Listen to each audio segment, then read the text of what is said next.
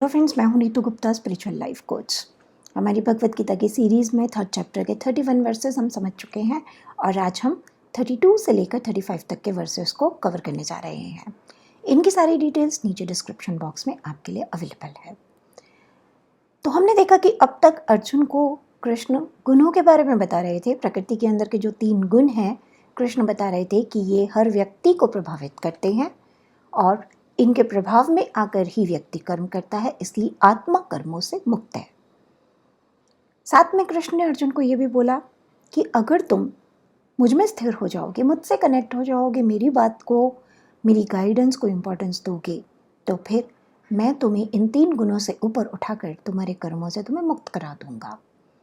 और आगे कृष्ण अपनी बात को कंटिन्यू करते हुए कहते हैं, अर्जुन, लेकिन जो लोग मुझ पर विश्वास नहीं करते, मेरे अस्तित्व को मानते ही नहीं हैं, वो इस मायावी संसार में भटकते रहते हैं और अपना विनाश खुद ही आमंत्रित कर लेते हैं। यहाँ तक कि एक व्यक्ति जिसको कि ज्ञान मिल चुका है, वो भी जब अपना आचरण करता है, अपना व्यवहार करता है, अपने कर्म करता है, तो अपने गुणों से प्रभावित होकर करता है। तुम्हारी ये जो सेंसेस हैं, इनके अंदर राग और द्वेष पहले से मौजूद है, ये इनका नेचुरल स्वभाव है, तो तुम इनके कंट्रोल में मत आओ। ये दोनों ही तुम्हारे कल्याण के मार्ग में तुम्हारी बाधा हैं। अर्जुन, अपने काम को अगर हम इम्परफेक्शन से भी करें तो वो किसी और के काम को परफेक्शन से भी करने से कहीं ज़्यादा बेहतर है, इसलिए अपने कर्म पर फोकस करो। तो इन 4-5 वर्सेस में कृष्ण ने हमेशा की तरह बहुत सारी बातें बता डाली। समझते हैं थोड़ा सा गहराई में जाकर कि इनका असली में मतलब क्या है। देखिए, सबसे पहले तो कृष्ण कहते हैं, अर्जुन, कुछ तो लोग होते हैं जो मुझे सुन लेते हैं, मुझे समर्पण कर देते हैं, मैं जैसा जैसा कहता हूँ वैसा वैसा मेरी गाइडेंस से करते चले जाते हैं। तो जब कोई मुझे इस तरीके से समर्पण करके मेरे पीछे पीछे चलना शुरू कर देता है, जैसे कृष्ण की गैया होती है ना, वो बांसुरी बजाता है, सब पीछे पीछे सारी चल देती हैं। तो कृष्ण के लिए बहुत आसान है उनके दोषों से उनको मुक्त कराना। तभी मैं हमेशा बोलती हूँ, समर्पण समर्पण समर्पण, त्याग समर्पण। यही वो 2 चीज़ें हैं जिससे कृष्ण हमारे ऊपर काम कर सकता है। आप एक छोटी सी बात को समझिए। मान लीजिए कृष्ण एक शिल्पकार है और आप एक पत्थर हैं जिसको वो तराशने जा रहा है। अब आपको तराशने के लिए उसको इधर उधर का बेकार पत्थर हटाना पड़ेगा और आपको एक शेप देने के लिए हथौड़े की चोट भी देनी पड़ेगी। अब अगर आप इस बात को अंडरस्टैंड करते हो कि मेरा शिल्पकार मुझे तराश रहा है, तो चोट तो मुझे लगेगी, कोई बात नहीं। और आपको अपने शिल्पकार पर भरोसा है कि वो चोट ऐसे देगा जिसमें मैं टूटूंगा नहीं, निखर जाऊंगा। और आप दर्द हो भी रहा है तो भी उसको अनदेखा करके शिल्पकार को उसका काम करने दोगे, तो तब तो शिल्पकार आपको एक सुंदर सा आकार दे पाएगा। लेकिन अगर हर चोट पर आप चिल्लाने लगोगे, लड़ने लगोगे, ये क्या कर रहा है तू, तेरे पास क्या मैं इसलिए आया था, चुटकी बजा और मुझे बना दे सब कुछ, वो नहीं होता। तो क्या होगा, आपका शिल्पकार आपके ऊपर काम नहीं कर पाएगा। तो कृष्ण कहते हैं, एक तो वो लोग हैं जो मासूम बनकर सब कुछ मुझको सरेंडर कर देते हैं, तो मैं उनको इस मोह माया से, इन बंधनों से, इन कर्मों से मुक्त करा देता हूँ। दूसरे वो होते हैं लोग जो मेरे अस्तित्व को ही नहीं मानते, वो इतने अंधकार में है कि ना मैं उन्हें दिखाई देता हूँ, ना वो मानते हैं, या बोली कि कुछ ज़रूरत से ज़्यादा डाउटफुल लॉजिकल माइंड है उनका। उनको प्रूफ चाहिए, क्योंकि वो हर चीज़ को तब तक नहीं मानते जब तक उनकी 5 सेंसेस उसको ओके करके उसके ऊपर ठप्पा नहीं लगा देती। जैसे साइंस हर बात को तभी मानती है ना जब वो लेबोरेटरीज में प्रूफ हो जाता है, और भगवान तो पहुंच से बाहर है, उन्हें कोई प्रूफ कर ही नहीं सकता। उन्हें तो एक भक्ति प्रूफ कर सकता है, और वो भी प्रूफ नहीं कर सकता, वो अपने अंदर जानता है कि हाँ, भगवान है। तो जो ऐसे वाले लोग होते हैं ना, ओवर स्मार्ट या ज़रूरत से ज़्यादा अज्ञानी, कोई भी नाम दे दीजिए आप इन्हें, ये भगवान के वजूद को, उनके अस्तित्व को जानते ही नहीं, क्योंकि वो प्रूव नहीं हो पाता और इन्हें प्रूफ चाहिए। क्या होता है, ये लोग भगवान के वजूद को मानते ही नहीं क्योंकि वो प्रूफ नहीं हो पा रहा, तो ये उसके करीब ही नहीं जाते। अब जब जो उनका सच है उसी से उन्होंने आंखें बंद कर ली, आंखों पर पट्टी बांध ली अपने, तो अब इसके आगे का ज्ञान, आगे का रास्ता तो उन्हें दिखेगा ही नहीं। अब तो उनका बाकी का सच जो है वो ये संसार है बस। तो इस संसार में रहने के लिए उन्हें लगता है जितने ज़्यादा सुख साधन हो, जो कुछ हो वो अच्छा है हमारे लिए, वो उनको जुटाने में लग जाते हैं। लेकिन प्रकृति के सारे नियम, सारे लॉज, इनसे वो अनजान रहते हैं। अनजान रहते हैं तो गलतियाँ भी बहुत करते हैं। जब गलतियाँ करते हैं तो क्या होता है, इतने फंस जाते हैं कर्मों के अंदर कि वहाँ से निकलने का पहले तो रास्ता समझ नहीं आता। गलती से अगर रास्ता समझ आ जाए तो हमारे ये जो अंदर सबकॉन्शियस के अंदर, हमारी सेलुलर मेमोरी के अंदर हम इतना कचरा, इतने स्ट्रॉन्ग इम्प्रेशंस, पैटर्न्स इकट्ठे कर देते हैं कि इन्हें तोड़ना बड़ा मुश्किल काम होता है। ये लोग इतने डिल्यूटेड हो जाते हैं कि इनके सामने कोई ज्ञानी व्यक्ति आता भी है तो ये उसको पहचान ही नहीं पाते, क्योंकि इनकी ज्ञान की परिभाषाएं बदल चुकी होती हैं। तो क्या होता है, एक ट्रैप है ये, जिसमें से निकलना बहुत मुश्किल काम है। देखिए, ये जो संसार है ना, इसके अंदर ना दो शक्तियां बराबर काम कर रही हैं। हम चाहे माने चाहे ना माने, उससे कोई फर्क नहीं पड़ता, ये तो काम कर ही रही है। पहली शक्ति है लाइट, आत्मा, जो प्योर है। दूसरी है शैतान, डार्कनेस, इग्नोरेंस, जो इम्प्योर है। तो जो लाइट है वो तो आपको आपकी आत्मा से जुड़वाएगी, आपको कर्मों में बंधने से बचाएगी। लेकिन जो डार्कनेस है, जो इविल है, उसका काम ही यही है कि आप अपनी आत्मा से कभी ना जुड़ पाओ। इस संसार में, इसके कर्मों में, इसके चक्रों के अंदर फंसे रहो इतने बुरे तरीके से कि यहाँ से कभी आपको एग्जिट ना मिल पाए। तो क्या होता है, मान लीजिए एक छोटा बच्चा है, अब वो जब तक अपने पेरेंट्स के पास है तो बाहर से कोई और उसको इन्फ्लुएंस करने की कोशिश नहीं करता, क्योंकि उनको पता है मैं जाऊंगा, इससे बहलाऊंगा, फुसलाऊंगा तो इसके जो पेरेंट्स मेरे को पहले से जानते हैं वो मुझे भगा देंगे और मेरा सारा कोशिश बेकार हो जाएगी। तो शैतान क्या करता है, वो उधर जाता ही नहीं, वो ढूंढता है कोई अच्छा शिकार अपने लिए। तो ये बच्चा तो सेफ हो गया क्योंकि उसके पेरेंट्स उसके साथ थे।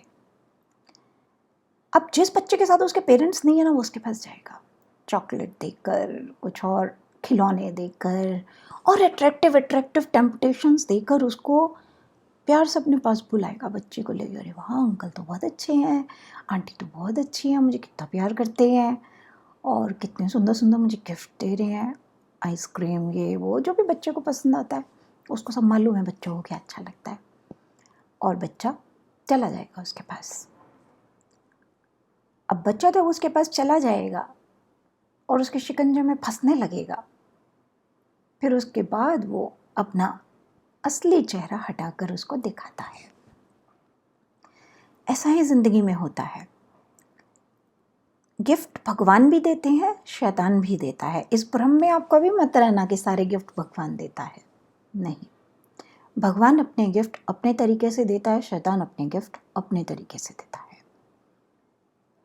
अब जिसको भगवान और शैतान के बीच का फर्क पता है वो समझ जाएगा सब कुछ।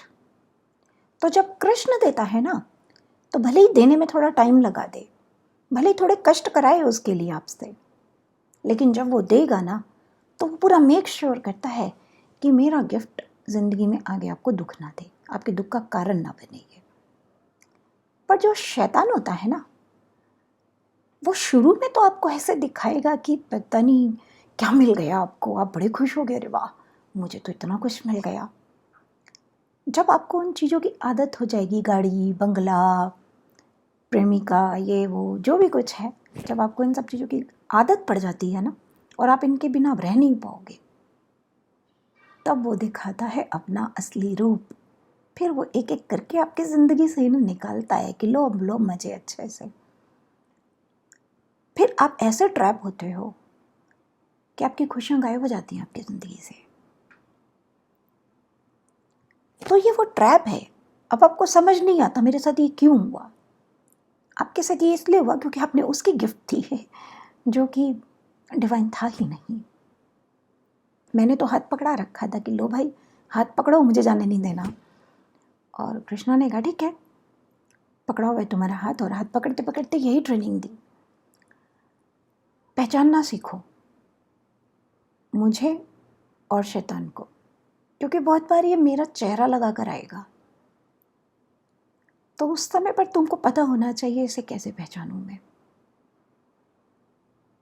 आइसक्रीम मैं भी खिलाऊंगा, ये भी खिलाएगा, मैं खिलाऊंगा प्यार में खिलाऊंगा, ये लेकिन प्यार में नहीं खिलाएगा।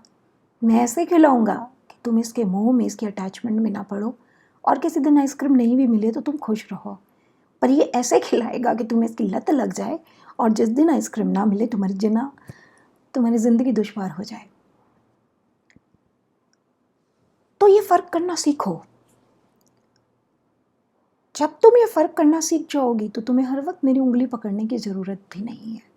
तुम मेरे बिना भी सुरक्षित हो इस संसार में। तो मेरी ट्रेनिंग कृष्णा ने ऐसे ही दी, मुझे हटा कर रखा इन चीज़ों से। हटाकर इन द सेंस कि समझा रहा था वो मुझे क्या फ़र्क होता है इसके देने में और मेरे देने में। तो बस ऐसे ही हम लोग ना फंस जाते हैं इस संसार के अंदर। इसलिए ये बहुत ज़रूरी है कि हम अपनी आत्मन सेल्फ को पहचाने पहले, तो फिर उससे कनेक्ट हो। लेकिन पता है जो झमेला है ना एक्चुअल में, देखिए कुछ तो लोग ऐसे होते हैं जिन्हें कोई लेना देना है ही नहीं अच्छाई से, धर्म से, भगवान से, किसी भी चीज़ से। तो उनकी तो मैं बात ही नहीं कर रही, उनके लिए तो हम ये लेक्चर दे ही नहीं रहे। हम तो ये सारा डिस्कशन कर रहे हैं उनके लिए जो भगवान के पास आना चाहते हैं पर समझ नहीं आ रहा उन्हें गड़बड़ कहाँ हो रही है। तो आपको पहचानना सीखना पड़ेगा।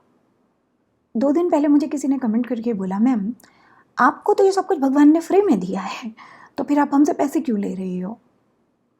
अभी मैंने उसको तो कोई जवाब नहीं दिया, पर मैं अपने मन में सोच रही, कृष्णा अगर मैंने इसको बता दिया मैंने क्या क्या कीमत दी है, तो ये तो 7 जन्मों में भी नहीं ले पाएगा। तो देखिए जी, फ्री में तो भगवान भी किसी को कुछ नहीं देता। इसका मतलब ये नहीं है भगवान लालची है, नहीं। भगवान हमें सिखा रहा होता है तुम छोड़ना सीखो।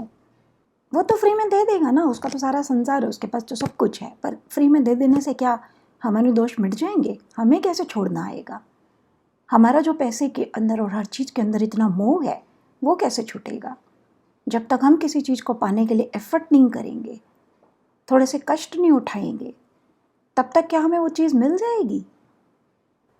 द्रोणाचार्य ने तो गुरु दक्षिणा में अंगूठा मांग लिया था, एकलव्य से वो भी उसने दिया था।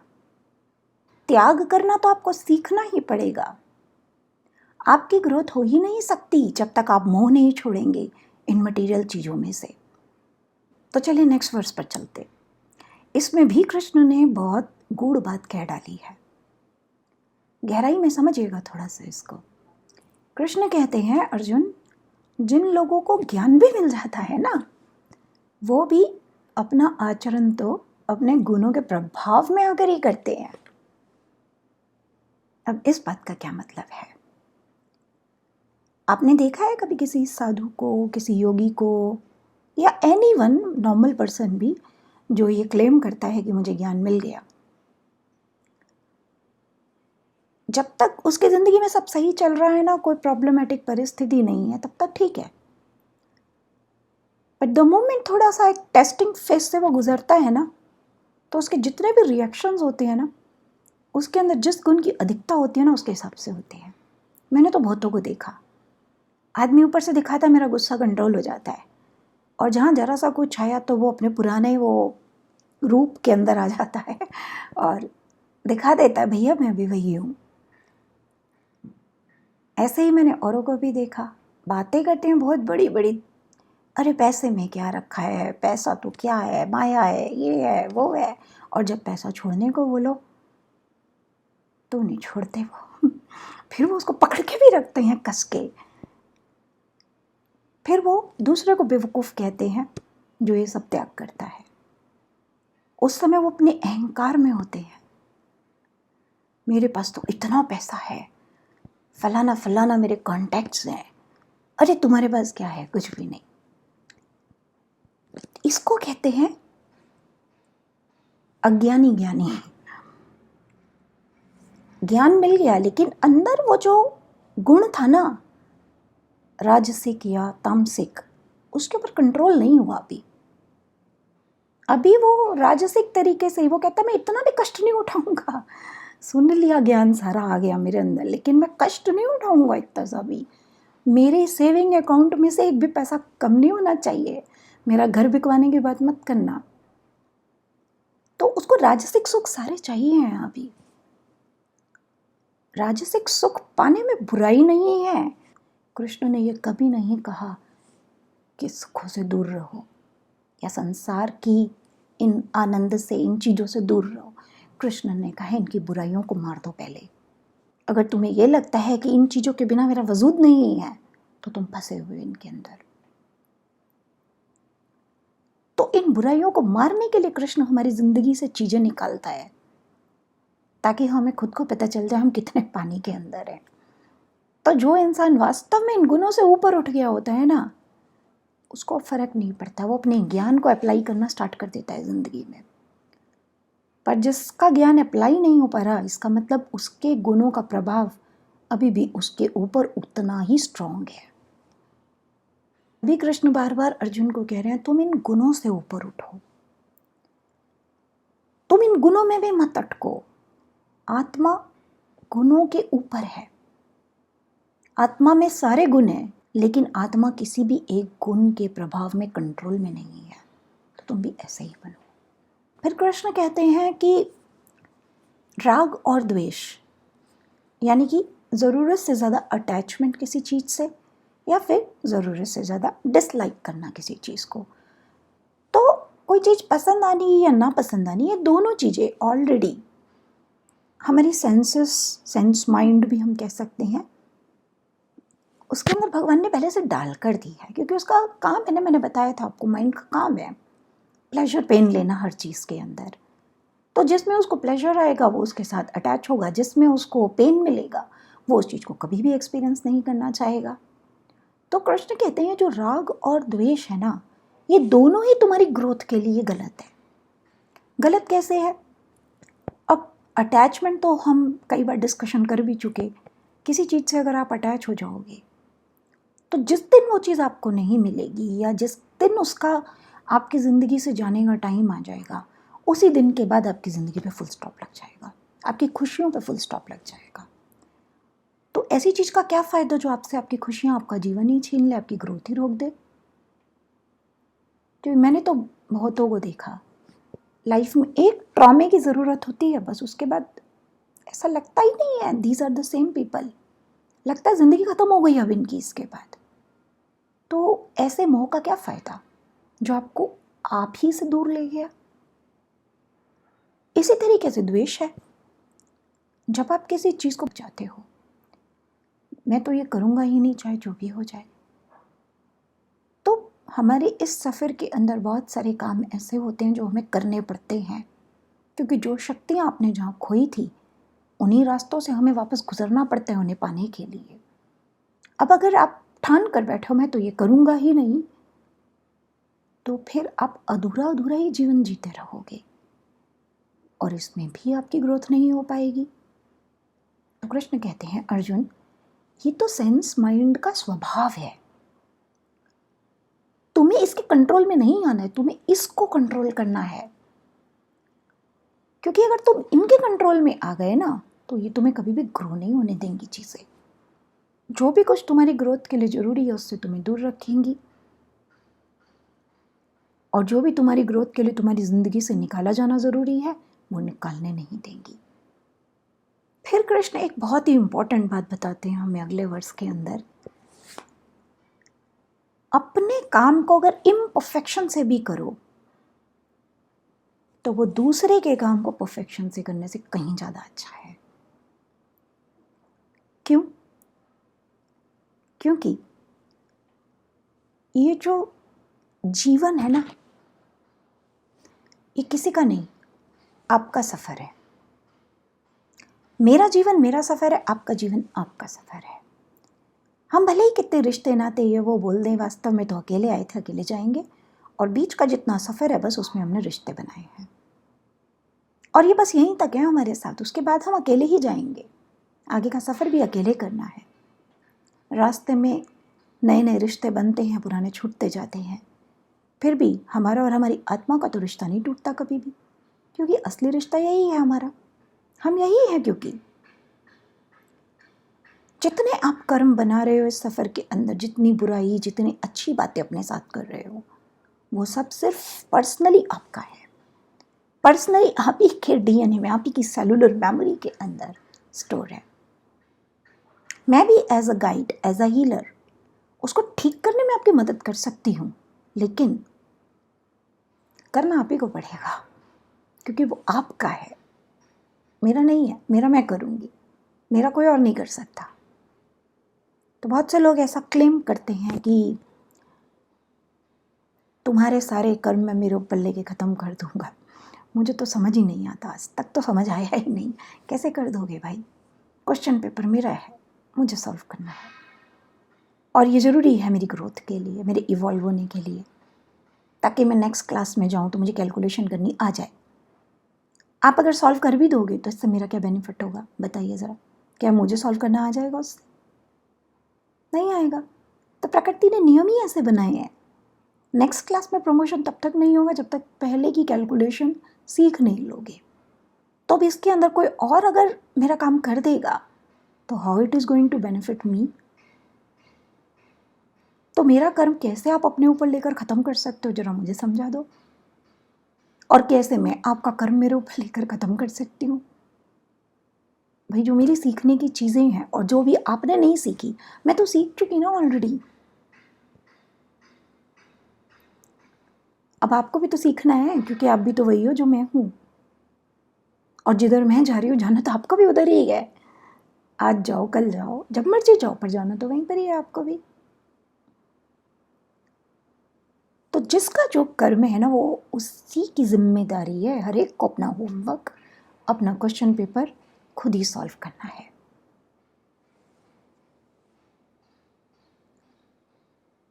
अब बताइए, आपकी तो टेस्ट की तैयारी हुई नहीं और आप लगे हैं अपने दोस्तों की मदद करने में, अपने हस्बैंड की, अपने वाइफ की, सबके लिए करने में लगे हुए हैं। ठीक है, अच्छा काम कर रहे हो, लेकिन जब आपका हो जाए तब मदद करो ना उनकी। इन सब के चक्कर में क्या होगा, वो तो पास हो जाएंगे, आप फेल हो जाओगे। फिर आप एक्सक्यूज़ नहीं दे सकते, गॉड मैं तो अच्छा काम कर रहा था। गॉड कहेंगे मैंने कहा था क्या? तुम्हारा काम था अपना क्वेश्चन पेपर सॉल्व करो, वो तो तुमने किया नहीं, तो क्या अच्छा काम कर रहे थे?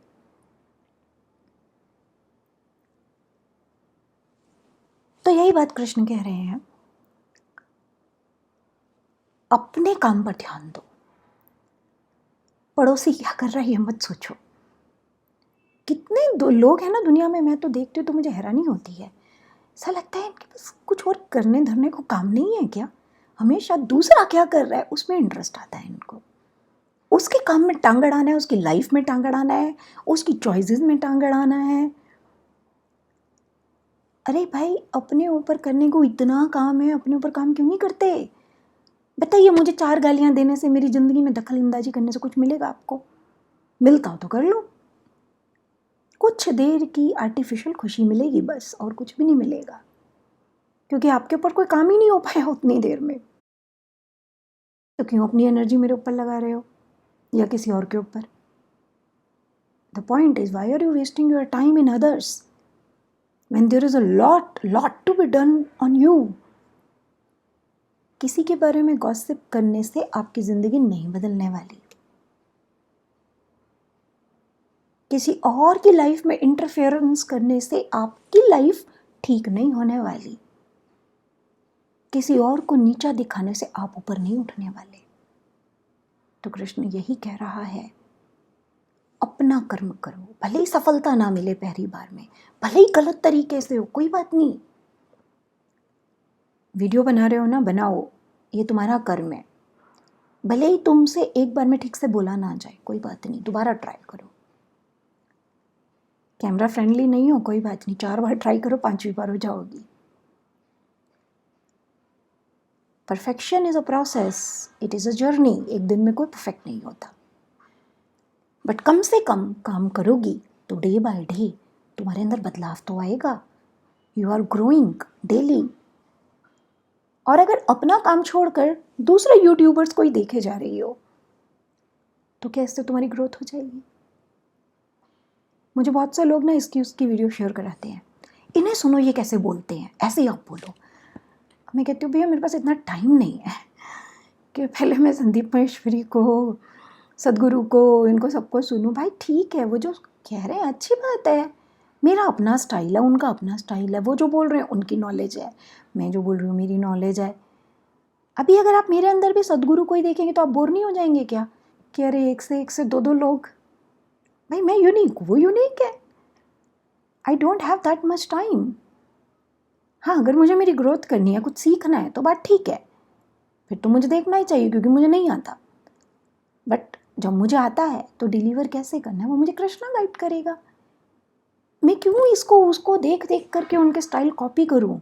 इससे मेरी कोई मदद नहीं होने वाली, मेरी ग्रोथ नहीं होगी। क्योंकि भगवान ने सबको यूनिक बनाया है और सबको कहा है अपना क्रिएटिव एक्सप्रेशन निकालो अपने अंदर से, इसको उसको कॉपी मत करो, फिर तो तुम उसकी जेरॉक्स हो जाओगे। सो द पॉइंट इज कि दूसरों को कॉपी करके अगर मैंने परफेक्शन भी दिखा दी ना कि दूसरा संदीप महेश्वरी बन गई, तो भी मेरी ग्रोथ नहीं हुई। मैं तो सिर्फ उसका रेप्लिका हूं एक।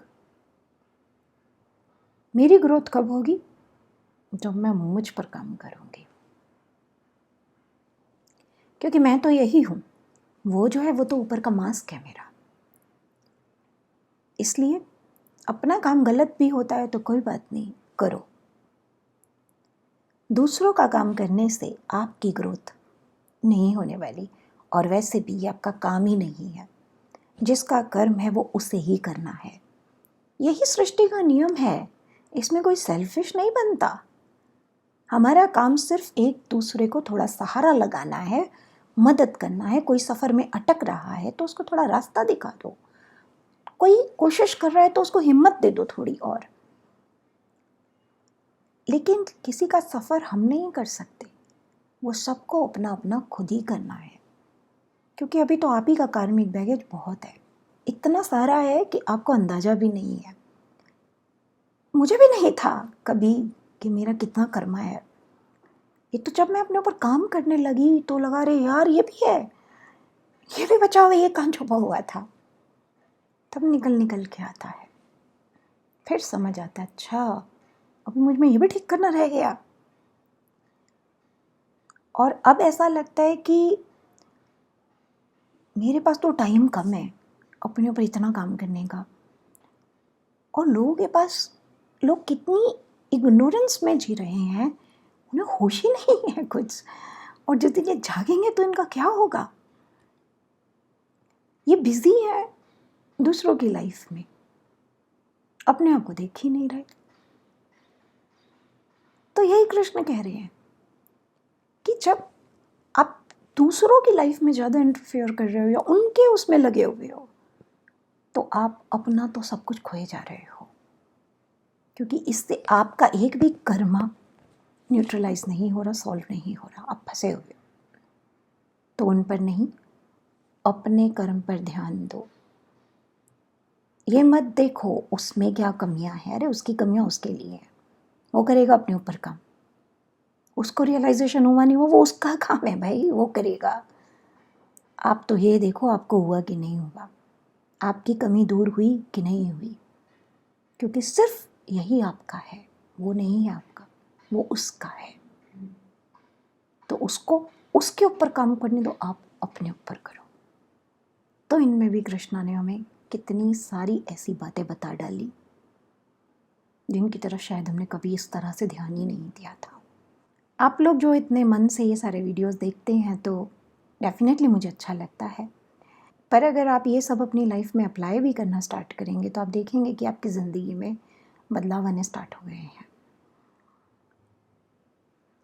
तो उम्मीद है कि आप इन्हें अपनी लाइफ में अप्लाई करेंगे और अपनी लाइफ को और पॉजिटिव बनाएंगे। चलिए आज का टॉपिक यहाँ बंद करते हैं, नेक्स्ट टाइम आगे के वर्सेस डिस्कशन करेंगे। तब तक के लिए जय श्री कृष्ण।